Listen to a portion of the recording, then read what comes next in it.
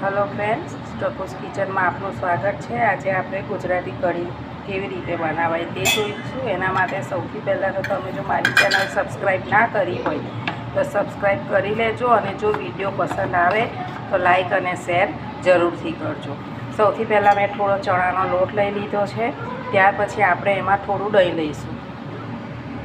આ રીતે થોડું દહીં લઈ લીધું છે। હવે આપણે એને મિક્સ કરી લેવાનું છે। આ રીતે આપણે એને હલાવી લીધું છે। હવે અત્યારે આપણે એમાં પાણી નથી રેડવાનું, એમાં આપણે થોડી છાશ લઈશું।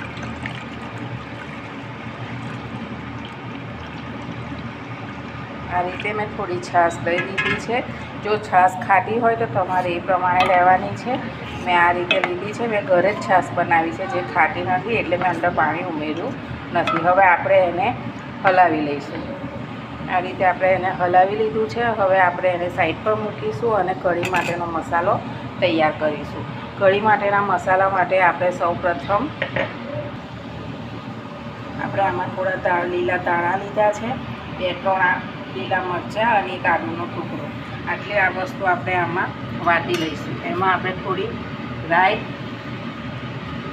અને થોડું જીરું પણ નાખીશું અને બરાબર આપણે એને વાટી લઈશું।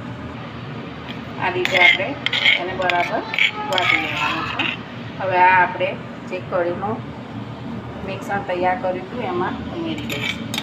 ત્યાર પછી આપણે એને વઘાર માટે મૂકીશું અને એમાં જરૂર પ્રમાણે આપણે થોડું મીઠું ઉમેરીશું।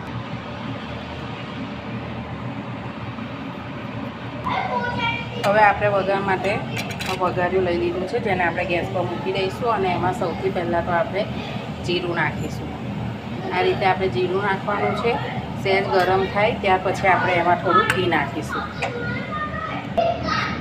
ગરમ થઈ ગયું છે, હવે આપણે એમાં થોડું ઘી ઉમેરીશું। કઢીમાં ઘીનો વઘાર કરીએ તો કઢી ખૂબ જ ટેસ્ટી લાગે છે, તો આપણે ઘી લઈશું। તમે ઘીની જગ્યાએ જો ઘી ના ખાતા હોય તો તેલનો પણ ઉપયોગ કરી શકો છો। આ રીતે ઘી નાખી લીધું છે।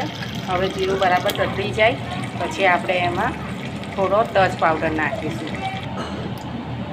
થોડો તજ પાવડર લઈ લઈએ।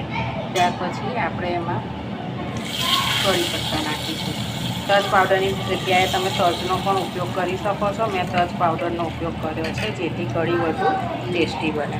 હવે આને આપણે જે કઢીનું બેટર તૈયાર કર્યું હતું એમાં લઈ લઈશું। વઘાર કરી આ રીતે વઘાર કરી લેવાનો છે। ત્યાર પછી આપણે એને ગેસ પર મૂકીને થોડી વાર ઉકાળી લઈશું। આ રીતે આપણે એને ધીમા ગેસે થોડી વાર હલાવતા